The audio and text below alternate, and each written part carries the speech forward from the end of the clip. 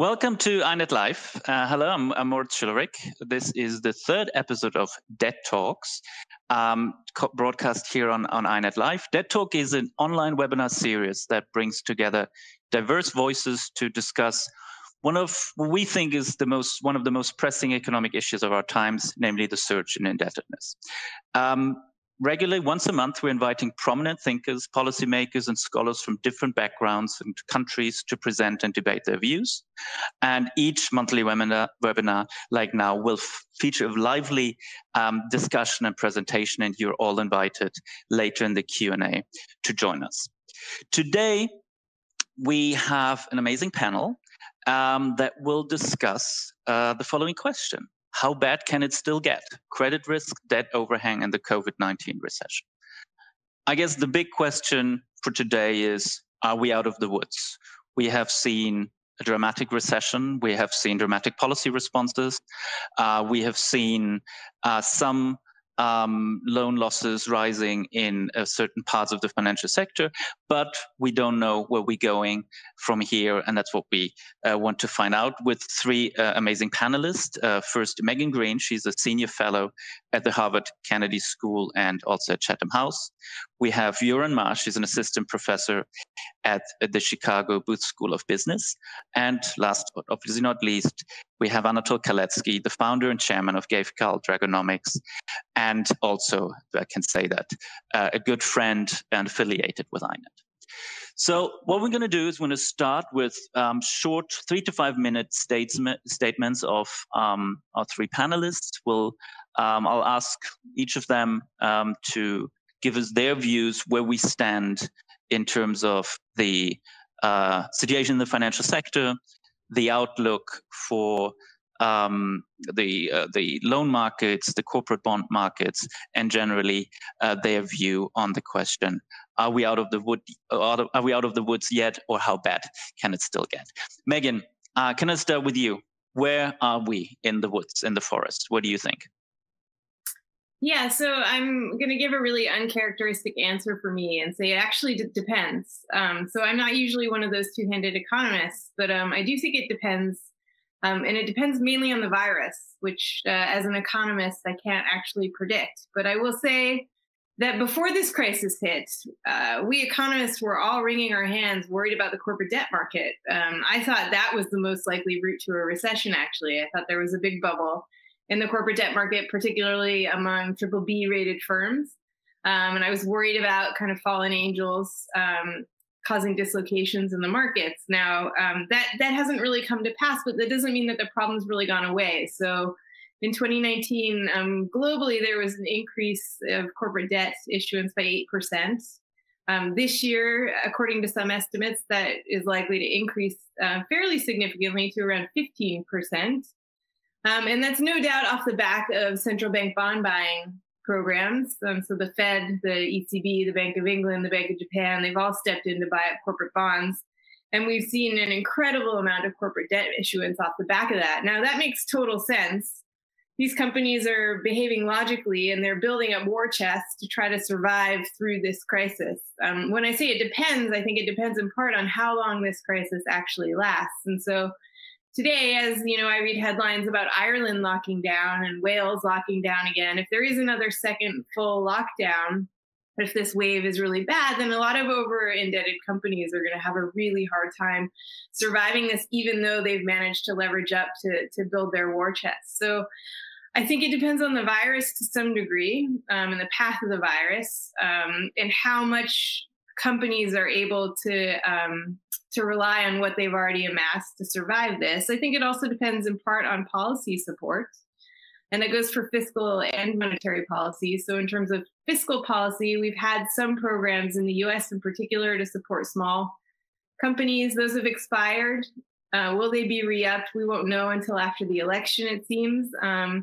But, you know, that would make a difference in terms of keeping some of these companies afloat. And if they go under and have to default, of course, loan books for financial services need to be written down. So that's why I'm focused on the corporate debt situation in part, but also monetary policy support. So what we've seen, there's a firm, Janssen that's come up with a corporate debt index, and they found that actually corporate debt growth was much higher than profit growth even before this crisis hit. Now that's going to be much worse after this crisis. So I think a lot of companies are reliant on central bank support too. As long as central banks keep rates really low for the foreseeable, and I think we can count on that, then debt servicing costs will be at bargain basement prices. So I don't think we need to worry about that side of the equation. I think we need to worry more about the earnings side and the profit side. And so far, we're seeing earnings have kind of held up largely because of stimulus measures. Can that last forever? No, I don't think it can. So I think a lot of firms have benefited from forbearance as well. So we haven't seen the surge in bankruptcies that you might otherwise expect. But I think that could be coming down the line. And then finally, I'll highlight that central banks are really good at stepping in and addressing a liquidity issue. They can't really do anything about a solvency issue. And so far what we've seen is central banks step in a very powerful way, flood the market with liquidity. They've dealt with the liquidity issue, and that is their job. But there are a whole bunch of firms that I think will end up when the dust is settled, realizing that they're insolvent. And so I do think bankruptcies are going to increase, both among corporates, also for individuals. And that will hit loan books. So it depends on your time horizon. It depends on what happens with the virus as well. Over the next year or two, I don't think we're going to have a massive financial crisis. I think that's very unlikely because policy will be so supportive. If we were to get a rise in inflation, which, by the way, I'll die on this hill, I don't think we will. Central banks will have to respond to that. Then you could see a financial crisis emerge. Or if the virus gets much worse and we have to lock down for much longer than anyone had expected, I think a financial crisis could emerge. I'll end my comments there. Great. Thank you very much, Megan. We'll come to Yueran now, but before I ask Yueran to give us her view on the situation in the corporate sector, I want to highlight that you're free to submit your Q&A, your questions at any time using the Q&A tool, and we will weave those questions into the debate as we go along after the initial statements. Yueran, I'm so happy you're with us. I couldn't think of anyone better to explain and to us what the situation in the corporate sector and on corporate balance sheets is, because you've done fantastic academic work and you've even prepared a few slides for us that can be accessed in the resource area. Yueran, what do you think? Where do we stand and where do we go from here? Thanks. Very happy to be here. And overall, I very much agree with Megan's assessment that the situation will be epidemic dependent. And to provide some context of what has happened so far, as Moritz said, I put together a few basic plots that visualize the statistics of credit market conditions and corporate balance sheets and some executive outlooks from firms, which you can see from the resource center. So on credit market conditions so far, the situation has been fairly encouraging given the circumstances.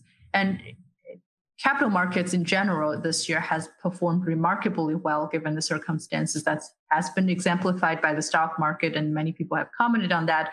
And credit market overall has been, I think, many people have characterized it as highly receptive, which has been reflected, for example, as Megan alluded to, a very high amount of corporate bond issuance, which you can see on the first slide. 2020 compared to the past few years is a very busy year for the credit corporate bond market so far, and companies using the proceeds to prepare for precautionary cash savings to provide liquidity for their operations and so on. So that has been quite supportive of corporate operations. Loan issuance, not on the slides, is lower compared to the bond markets and compared to the past few years for a number of reasons, but still much higher in terms of loan issuance volume for this is new loans, not credit line drawdowns compared to the financial crisis. And in terms of pricing, we have also seen credit spreads at a pretty modest level.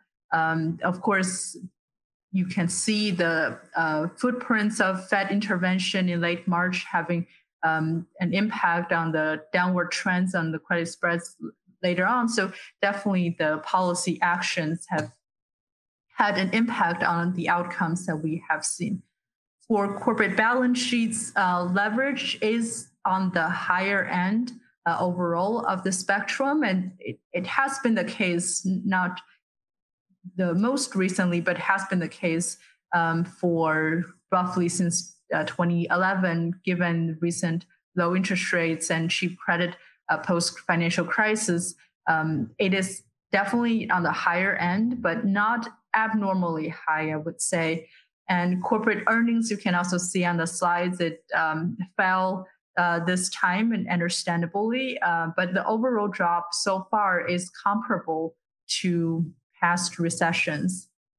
And then turning to what firms think about the situation going forward, I have 3 slides using the aggregate results from the Duke CFO survey joined with a couple of regional feds, where they, on a quarterly basis, survey roughly 400, 500 corporate CFOs, ranging from large firms to middle market firms. And by and large, firms expect COVID to hit 2020 revenue growth by roughly 10%. And that roughly means they will see, on average, 0 revenue growth this year. But so far, they do expect a reasonably sharp rebound on average next year. Revenue growth will be 10% next year. And then overall revenue and employment rate and employment levels for firms, the CFOs generally expect the revenue and employment of their own firms to return to pre-COVID level by the end of 2021 and some around 2022. And the most pressing concern that firms have, which you can see from the last slide, is, again, understandably, product demand and access to credit is actually somewhat low on the list of priorities and the list of concerns.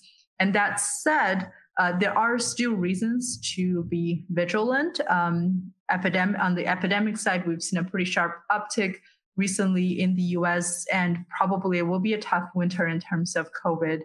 And it's probably an understatement to say that political uncertainty in the US is pretty high.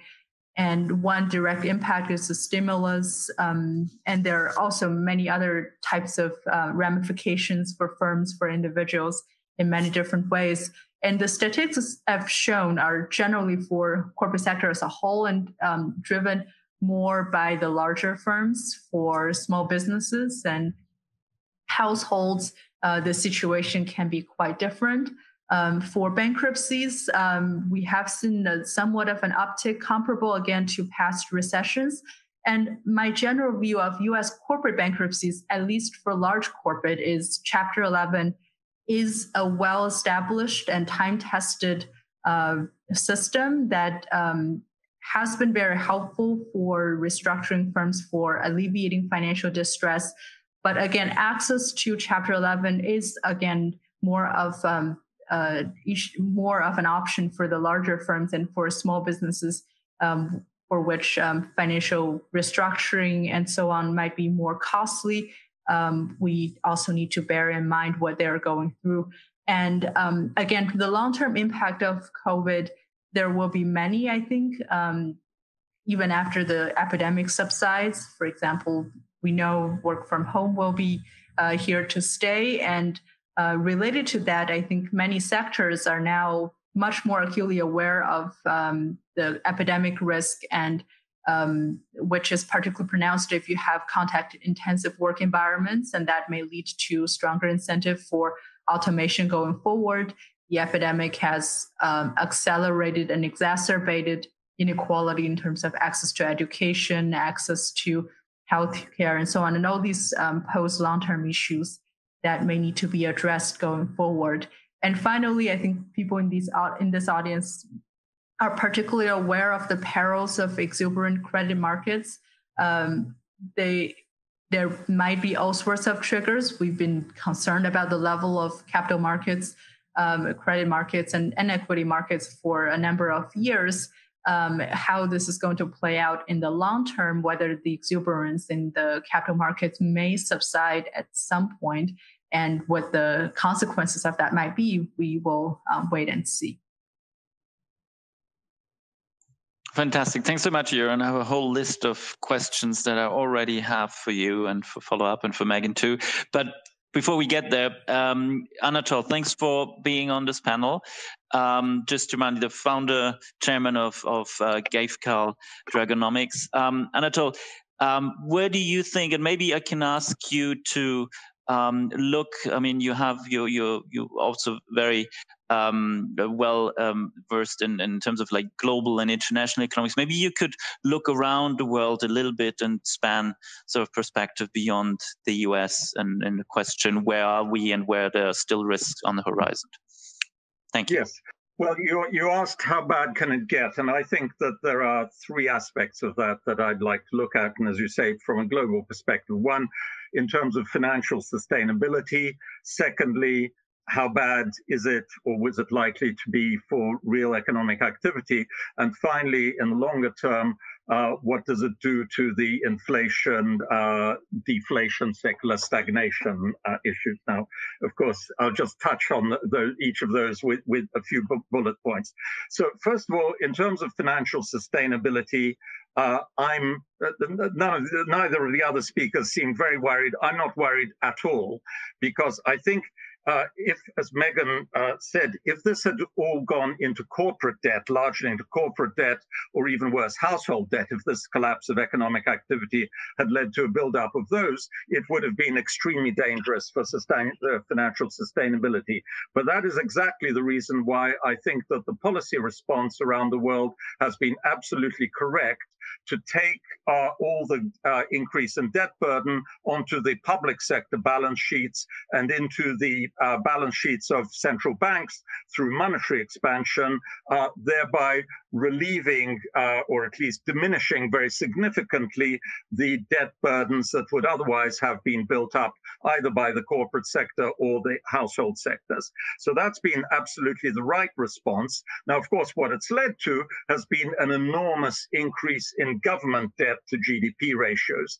But I'm not worried about that at all, because I, like many of the people who've contributed to INET over the last 10 years, believe that there was nothing special at all about these 60% or 70% government debt to GDP ratios, and that, for example, the work of Rogoff and Reinhardt on that was frankly just baloney. It had no statistical base whatsoever. And really, there is nothing about a 60% debt to GDP ratio that is better than 160% debt to GDP ratio. What matters is the debt servicing costs. And as Megan said, the debt servicing costs have actually come down rather than up, because of the easing of monetary policy around the world. So the key issue is, how long can those low interest rates be sustained? And I think I'll come to that very briefly at the end of my remarks. Now, the second thing is, what does this, how bad is this for the real economy? And clearly, it's extremely bad. And this is far worse than anything that we've seen before. There isn't a V-shaped recovery in the real economy anywhere around the world, except with the possible exception of China. Certainly not in Europe, where I'm speaking from, or even worse, in Britain, and not in the United States either. There has been a V-shaped recovery in financial markets, and actually, to a large extent, even in business, in real economy business confidence, and not just financial confidence. So how can we explain this really still very weak activity in the real economy and the V-shaped recovery in finance? And the way I've been thinking about this with financial players around the world who are my clients is that we're in a completely unprecedented situation, obviously, but not just in one way, but in two ways. On the one hand, we have an unprecedented collapse in economic activity, much deeper than anything we've ever seen before. On the other hand, we have an unprecedented monetary and fiscal stimulus, much greater than we've seen before. So we have these two unprecedented forces, which make past correlations and statistics really not very useful, not very meaningful for trying to predict the future. And to make things worse, these two unprecedented forces are acting in opposite directions. You have the collapse, and then you have the stimulus. So the way I found useful to think about it, and this is very brief and then I'll finish, is to identify three quite distinct time horizons. The short term, where the collapse of economic activity clearly prevails, because if you pass laws saying people can't go out, they can't spend money, it doesn't matter how much stimulus you put into the economy, economic activity is going to be extremely weak. In the medium term, though, by which I mean the next 1 to 3 years, say, it's quite likely that the stimulus actually does prevail. And that's basically because I believe in Keynesian economics, at least in the medium term, especially if you're in an environment of zero interest rates. And I think it's been absolutely crucial that it's been fiscal policy rather than monetary policy that has dominated over the last 6 months, because, as Megan said again, this is not a liquidity problem. Monetary policy can deal with liquidity problems. It can't deal with solvency problems. But actually, fiscal policy can deal with solvency problems by replacing the incomes that are lost to households, the revenues that are lost to corporates through government spending or tax cuts. And that's exactly what happened. And that has been the right response. So as long as the fiscal policy is not reversed too early, and I don't think it will be anywhere, significant over the next year or so, I think we have a decent chance of a very strong recovery next year, unless the public health situation actually gets worse. But finally, there is then the long-term question. What are the consequences of this unlimited monetary and fiscal expansion? And everybody has been thinking quite rightly about what are the potential costs of this expansion in terms of inflation. And I think there will be inflationary costs. But I think this is the last thing I want to object. We might also consider, especially in the INET context, whether there might be benefits to this unlimited monetary and fiscal expansion. Because I think what we are seeing around the world is a regime change, and we are potentially on the brink of a new policy environment, which is going to see much more positive fiscal and monetary policy contributing not just to higher inflation, we will get higher inflation, but also contributing to higher real economic activity. So the big question to me about the long run is whether the next decade is going to be more like the late 60s and early 70s, when inflation took off very rapidly and real economic activity declined because of monetary and fiscal tightening and the impact of inflation on business and consumer confidence. In other words, stagflation. That's what most people are worried about.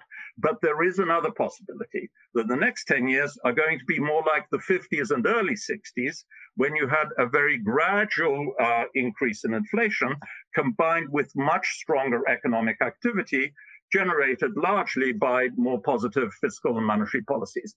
And that, I think, is at least an optimistic possibility, which we should keep our minds open about as we see how the balance between monetary and fiscal policy, public health, and the private sector response to those plays out in the next year or two. Very good. Thank you, Anatole. As all three of you seem to have a broadly positive outlook, let me maybe try to spoil the party a little bit and ask you about two areas in particular that some people still have doubts about. The first is governments have guaranteed financial liabilities. They've extended short-term liquidity to many companies and parts of the economy. So do you think that the overhang from that debt might be a significant negative factor for the economic outlook and sort of, make a slower recovery, get us into a slower recovery than we would otherwise? And maybe the other sort of question to all of you really is, what about all these losses? You mentioned commercial real estate, you mentioned working from home, you mentioned the tourism sector. somewhere clearly these losses must pile up. Do banks have enough capital to withstand these losses and at the same time lend into the recovery and support us getting out of the slump? Whoever wants to start, I'd be interested to get all of your opinions, actually, that we at least try to see if there's something we might be missing in the picture. Yeah, I'll start. Well, shall I start? Because I can be very brief. On the first of your questions about the overhang of government debt, as I said, I'm really not worried. So I don't think there is going to be a problem unless monetary policy starts being significantly tightened because of much higher inflation, and that's not going to happen for a few years. On the question of bank losses and the structural changes that are going to result, I think that is a very legitimate fear, that even if at the macroeconomic level, fiscal stimulus and monetary accommodation works to generate enough new economic activity, it is quite likely to be in different sectors. And therefore, there will be very serious adjustment costs. And I agree that that is the biggest worry. The response to that should be a greater willingness to maintain fiscal and monetary expansion for longer to ensure that enough incomes are generated so that spending at the aggregate continues to rise in line or above trend rates, and that financial systems can cope. But I agree that a kind of miscalculation whereby policymakers look at the aggregate economic figures and they look okay, and they neglect the enormous structural changes that are happening is one of the big risks to the recovery in the next year or two. Yeah, I'll just follow that up. I'm actually a little bit more worried about the debt overhang in terms of prospects for growth. Just because if these corporates are sitting on a massive debt overhang, that's going to impede their ability to invest as we come out of that. So that should undermine productivity growth and therefore potential growth. So I actually think that's pernicious, and it's a slow burner, but it's something worth worrying about. I'm also a little bit less optimistic than Anatole is about fiscal stimulus not being withdrawn too soon. Probably because I'm normally sitting in the U.S. where I've watched, Congress fight over fiscal stimulus measures that many of them expired in late July, early August. So everyone's basically just burning down their savings. That goes for both individuals and households, and that's just not sustainable. I think it will be re-upped, but just the fact that we had this debate and the fact that there's a precedent in 2008, 2009, where Obama won the election and all of a sudden the Republicans were incredibly obstructionist in terms of providing any more fiscal stimulus. I think if there were a Biden victory, there's better prospects for stimulus, and yet actually the Republicans might become more obstructionist. So that's worrisome to me. The UK is seeing the furlough program end.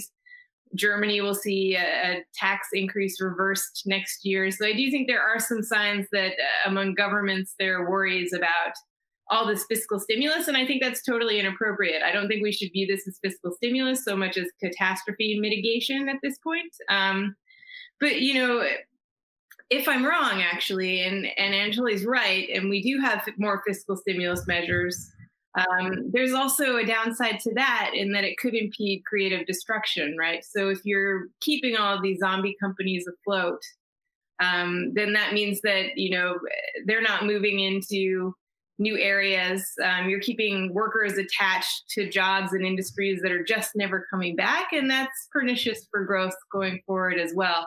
I'm a little bit less worried about banks and whether they can absorb all these losses just because they've been provisioning so aggressively for these losses. So in the absence of a massive second wave that locks us all down for longer than we all expect, I do think banks should be able to absorb that. I'll leave it there. Great, thank you. I think the idea of zombie lending and zombie companies and banks comes directly from Chicago. Maybe you can help us where Chicago stands on these questions right now. Well, I don't know if there is a party line. One of the key themes of Chicago is diversity of opinion. So I can only speak for myself. But I think on the note of that overhang, at least for corporate, if you look at the level of current amount of debt, again, it's higher on the higher end, but it's not like out of the line. So when you talk about now suddenly we have a substantial, more acute concern about debt overhang, we haven't seen in terms of the data a sharp rise of that magnitude in terms of the amount of corporate debt yet, at least over the past few months due to COVID. But I do agree that COVID will imply sectoral reallocation, and such reallocation can be long and it's not frictionless. For example, you cannot turn an aircraft suddenly into communications equipment. I've spent some time recently thinking about asset specificity. I think it's just kind of part of nature that the production assets that firms have are designed for particular purposes, and now some purposes are less useful than before, some purposes are more useful than before. It will take a long time probably for the adjustment to fully take place. And in that process, will the lagging sectors like travel and commercial real estate drag down the financial institutions?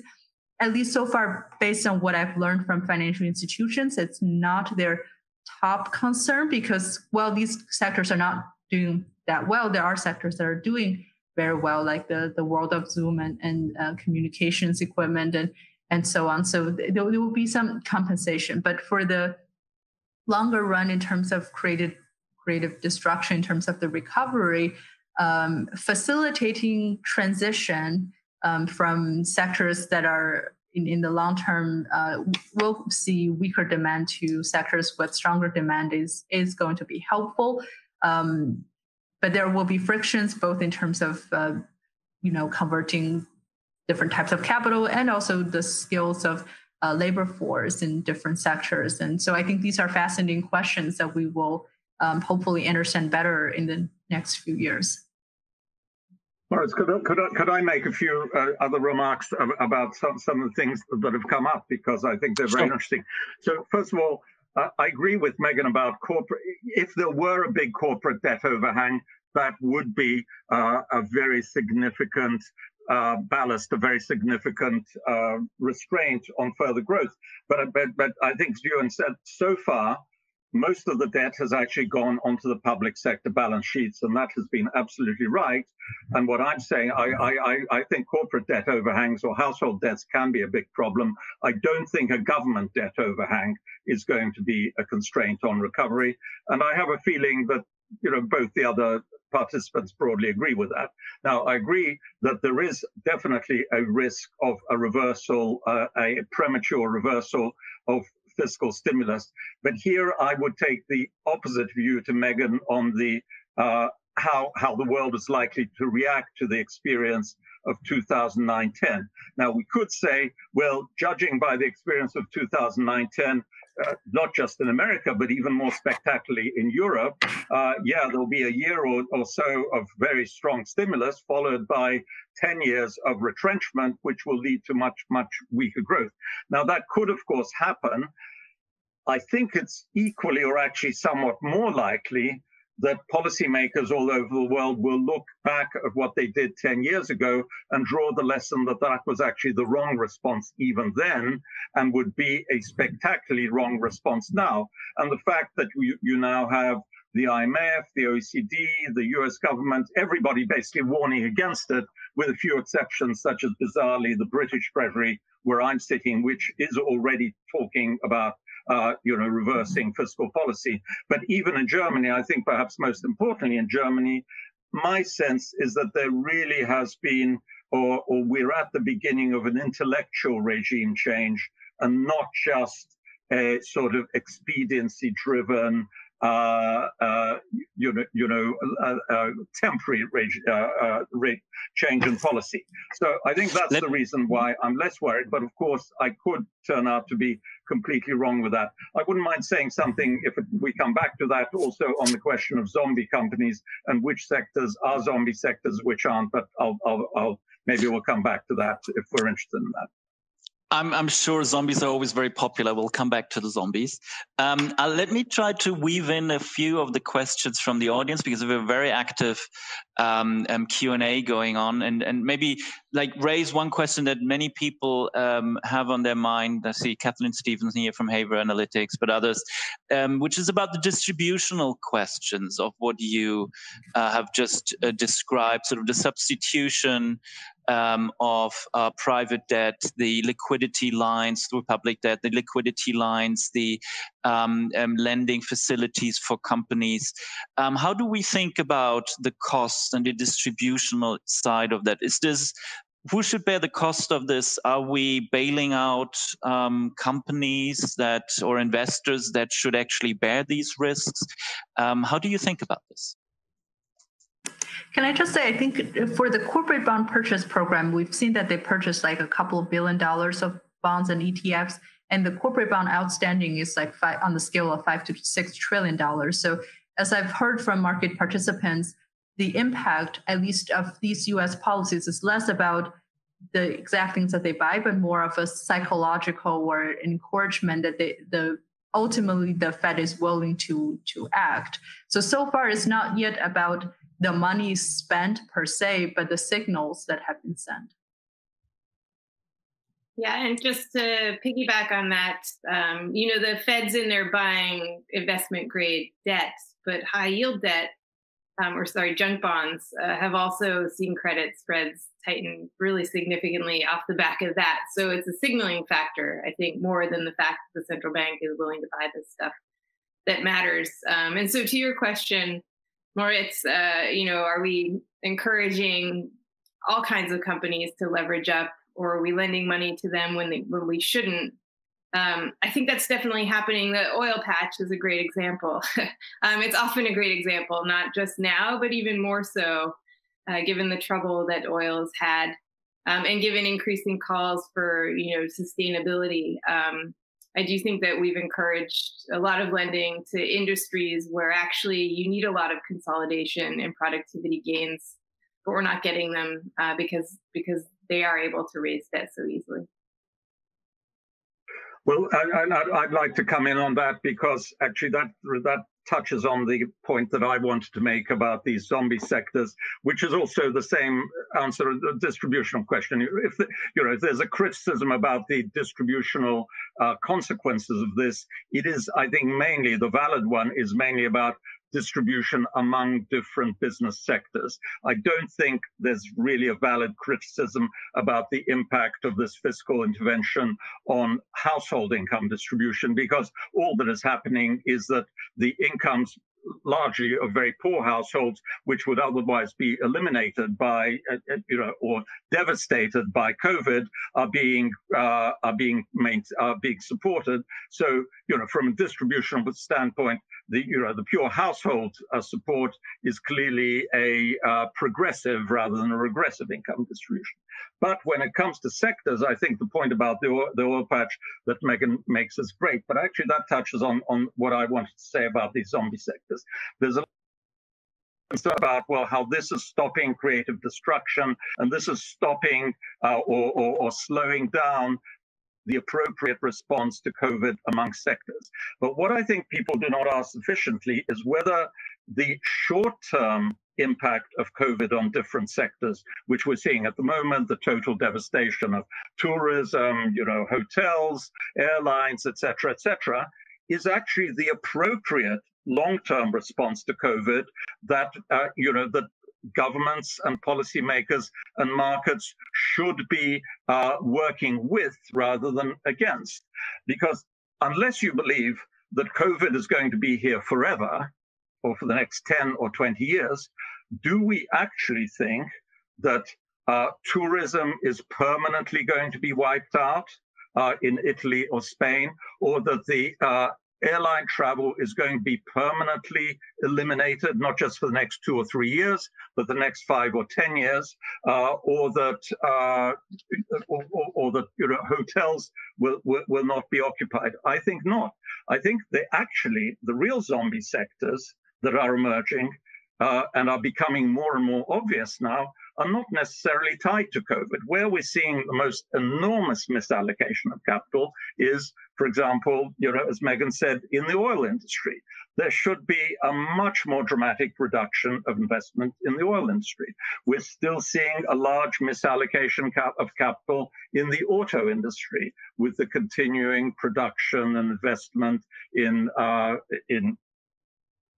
internal combustion cars that are much too large, cars that aren't well adapted to the electric future, and so on.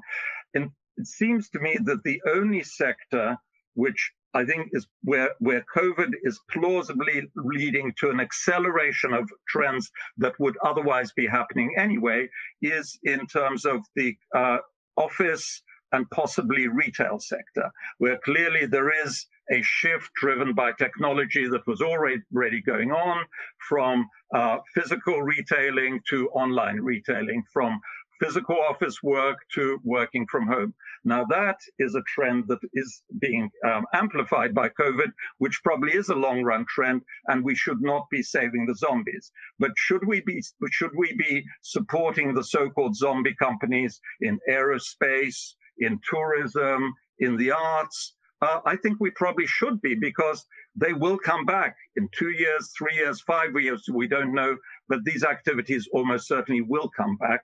Whereas working in offices, retailing on high streets and main streets may not come back, and certainly oil is not going to come back in the way it was in the previous decades. Right. Thank you, Anatole. So there's a few questions that I want to channel that all deal with the international environment. So I have a question here from Yashvardhan on the balance of stimulus policy in other countries. Matt Swear asked about the situation in China.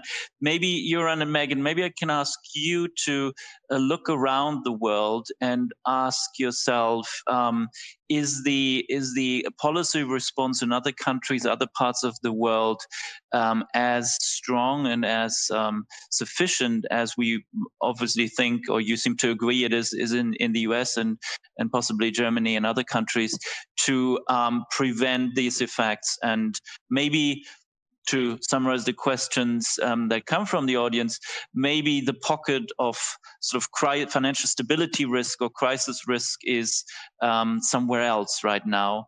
And maybe we have to look internationally. Also, foreign currency debt came up and corporate debt in emerging markets. Do you see pockets of risk somewhere else that we are not out of the woods there yet?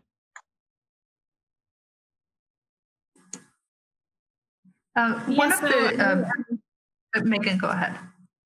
Okay, I was just going to say, I would actually commend Europe on its policy response broadly, or I guess the EU, at both the national level and at the European level. If this recovery fund ever gets off the ground, which I think it will, though it might be delayed, I do think that, the ECB stepped in swiftly.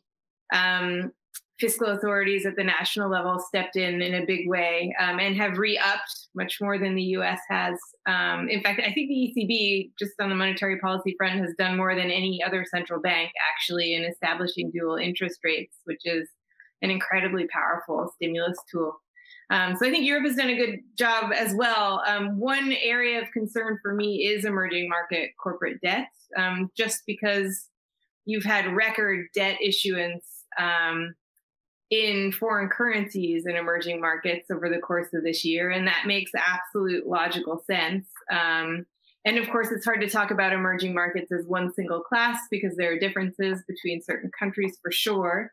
And I think it was right of them, a lot of these countries, to fund themselves as much as possible while they could. But I think that also was an option because of central bank liquidity globally. And that won't always be an option. And so I do worry what happens when the tide does eventually turn. And this is probably further down the line, but I do think that corporate debt, foreign denominated corporate debt in emerging markets could be a real area of weakness that no one's really paying much attention to right now. I'll leave it there. To follow up on that theme, at least from the work that I've done, I always suspected that a country's bankruptcy and restructuring institution is very important for the issues like zombie lending and so on. You tend to see more zombie lending and much more difficulty in terms of restructuring and reviving corporate sectors in countries without very well established, robust bankruptcy systems. The US is fortunate to have Chapter 11, which is by and large a well-designed system as far as what is possible. And in 2008, 2009, we saw examples of European multinationals filing in the US through their US subsidiaries to restructure their debt liabilities to take advantage of the better institutional setup of Chapter 11.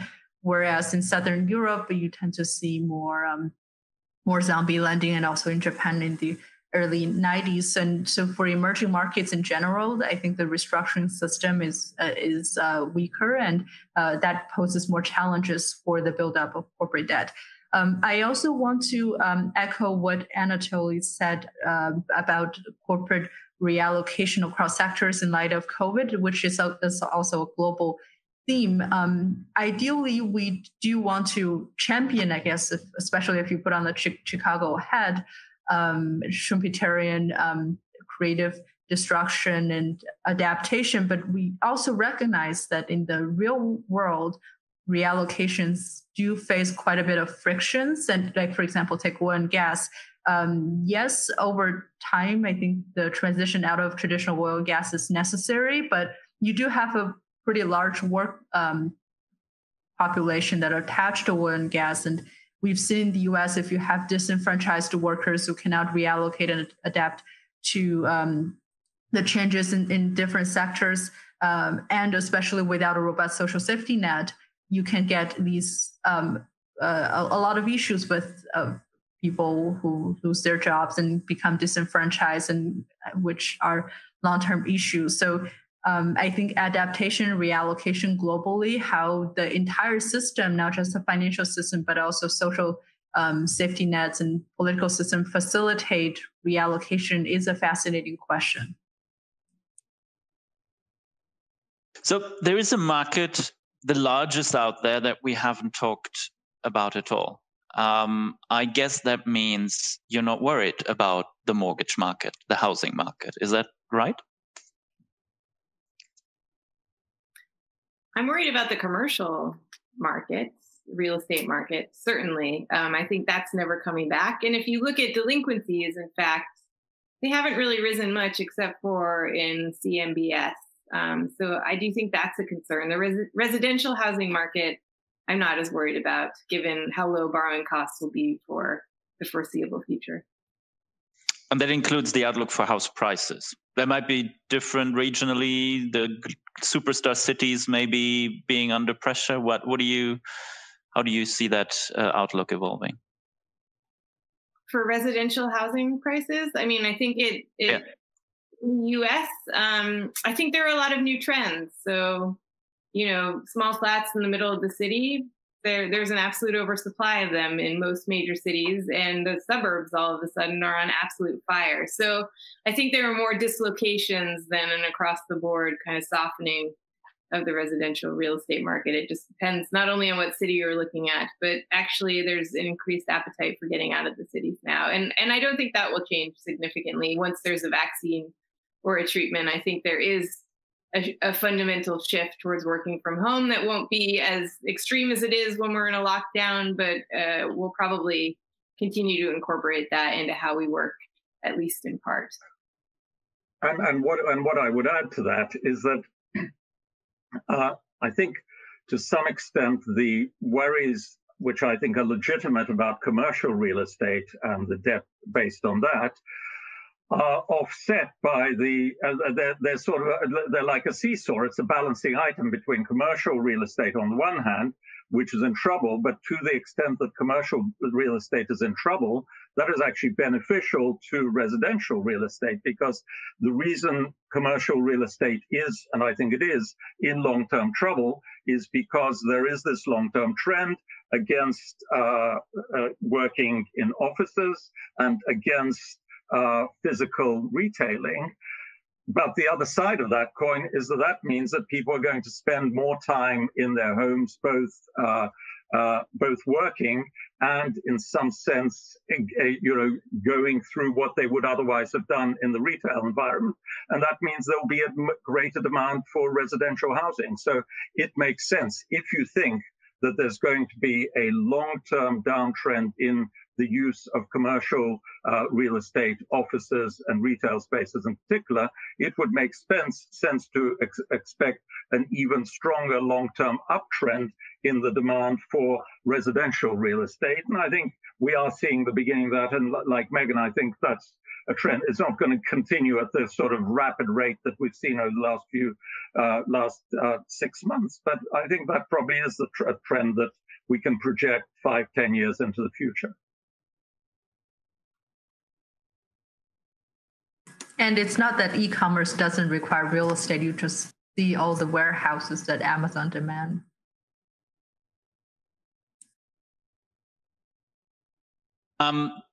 Great. Can I maybe switch subject slightly and come back, because there were a few questions also from the audience about the bigger picture, the moment we're in right now, where do we stand and where do we go from here? So I think we have seen a very dramatic increase in the role of government in supporting the economy. Budget deficits are very high across many countries.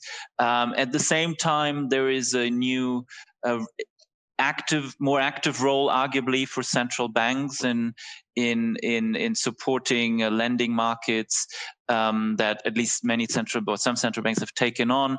And there is this big climate change question all above us. So is this, to what extent, let me phrase the question this way, to what extent should we use this moment or think of this moment as like a watershed event where we're not only sort of getting to stabilizing the status quo before, but transitioning the economy and the financial system in greener ways? So feel free to interpret this as your chance to say whether central banks should play a role in addressing climate change, or whether you think this is it's an open-ended question, but there are many out there among you who ask, is this a moment where economic policy takes a very new direction and where the financial system is changed or will be changed substantially? What do you think? So I'll jump in there. Real borrowing costs are negative for most advanced economies now. So it is a no-brainer for them to borrow, not only to prop up the economy now, but to also retool the economy and be a bit more forward-looking. And so I think that one way to do that is, of course, with green infrastructure projects or green stimulus, a Green New Deal, as Europe is doing. So I think that's an absolute no-brainer. It was a no-brainer before this crisis actually hit, given how low borrowing costs are. Now that they're even lower, this makes even more sense. There's a big question about the role of central banks in that, though. And I think it depends on what you think the role of central banks should be. If you have a traditional view of what central banks should do, and it's strictly monetary policy, the central banks of like 20 years ago, then you might think, it's a bit inappropriate for them to be engaged in sustainability questions because their outlook is only 3 years out. Climate change is a slower burner. They shouldn't be involved in asset allocation. So no, central banks shouldn't be involved in this. I think what we've seen, though, is that during the financial crisis, central banks moved a bit closer to fiscal policy. And in the response to this crisis, they've gone even further in that direction, so that the line between fiscal and monetary policy is pretty blurred now. And whether you think that should be the case or not, I don't think it's ever going to change. So I do think if you're just willing to accept that reality, then central banks should also get involved in trying to retool the economy. It's tricky with taxonomy, in particular for central banks, but we need to figure this out in the private sector and for central banks in any case. So I think it's a no-brainer. And you don't actually need to believe in climate change to think this is a great policy idea to retool your economy for sustainability, because the kinds of jobs that you create when you create green infrastructure projects are good jobs. They're high wage, high hour jobs. So all you need to do is think we actually in the developed world need to upgrade our labor force, which I think most people can agree with, having watched the vulnerable in our labor force get knocked off their feet immediately in this crisis. That's all you need to believe in order to think this is a good idea. If you believe in climate change and you actually think we should do about it, then it's an even bigger no-brainer. I'll leave it there.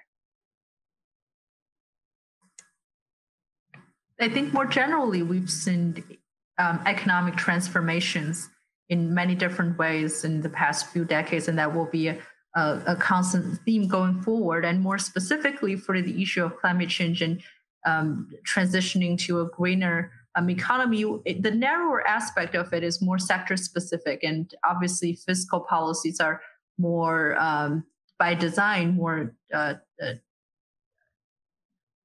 closer to doing something that is sector specific, and then there's an issue of political willingness and so on. For monetary policy, it's not by design to gear towards doing something sector specific, but beyond that, the theme of economic transformation, even though a lot of it is transitioning from certain sectors to others, would also have a more general implication to that, and whether monetary policy plays some role in accommodating economic transformation in general is a very interesting question. As we already mentioned, as you transition from traditional production methods to greener, environmental friendly production methods, it takes time for the labor force to adapt it, and maybe some people, individuals without the necessary tools may be left behind for some period of time.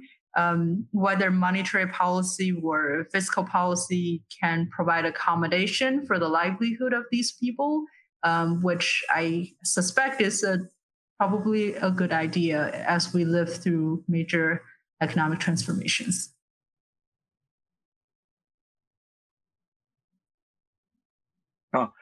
Well, yeah, I'd love to say a few words about this question as well, because I think we are really on the point of a regime change and not just a cyclical point of inflection in economic cycles or political cycles, although that as well. And I think this is a regime change. We're actually not at the beginning of it, but strangely enough, with hindsight, we will realize that we're actually in the middle of a regime change, which actually began far less visibly 10 years ago after the 2008 financial crisis. So at least this is what I'm going to talk my book literally, in the sense that 10 years ago, after the financial crisis of 2008-9, 2010, I wrote a book called Capitalism 4.0, in which I was arguing that what we saw in the global financial crisis was the fourth systemic crisis in global capitalism after the great inflation of the 70s, the Great Depression of the 20s and 30s, and the year of revolution and the years of revolution in the mid-19th century. And each one of them saw a re-emergence, not the destruction of capitalism, but an evolution of capitalism into a system that was still based on, largely on private enterprise and competition markets, but where the relationship between the private sector and the public sector, between economics and politics, between governments and business, changed in very significant fundamental ways. And, in each case, the previous model collapsed, collapsed in the 1970s, the Keynesian model collapsed in the 20s, classical capitalism collapsed. And this time round, the sort of laissez-faire Reagan-Thatcher market always knows best model clearly collapsed in 2008-9. Now, this argument, which I presented 10 years ago, was ahead of its time, which can be a euphemism for just plain wrong, especially in financial markets. Timing is everything. But I also felt at the time, and I think this has been confirmed, that when you have a change, a systemic change of the kind that we're describing, it takes 5, 10, 15 years for the reality of that change to become apparent. And often, as we're seeing now, it takes a second shock. And I think what the COVID shock is doing is it's confirming a lot of the restructuring in the relationship between governments and business, between the private and public sector, that was already beginning. It happened already in a big way 10 years ago in monetary policy and central banking, but didn't happen until this year in the perception of fiscal policy. It's happening, it began to happen in environmental policy, external effects. There began to be an understanding over the last 10 years that the market itself would not send the right signals for environmental reasons, but there was a lot of nervousness about shifting to a more explicitly political approach, which has now, again, I think that trend has now been confirmed and reinforced by COVID. And I think in the social area as well, that we've discussed, the realization that you can't just leave the markets to allocate incomes between different classes, but also to look after worker retraining, reskilling, and so on. I think these were all concepts that began to be discussed 10 years ago after the 2008 crisis. But as a result of COVID, if we begin to emerge from this in the next year or two, which I think we will, it will be seen as a confirmation and an affirmation of the need for this new model of capitalism, if you like, which began to emerge 10 years ago, but will only appear in its full clarity in the decade ahead. Thank you, Anatole. Believe it or not, we are already at the end of this hour. I enjoyed it a lot. Thank you so much for being with us. Let me quote Stephen Romero from the Q&A. He says, "Thank you. This was a fantastic panel and your time was much appreciated." I absolutely concur. This was a wonderful discussion. Megan, Yueran, Anatole, it was such a pleasure. The good news is you can rewatch this as often as you like on INET's YouTube channel from now on.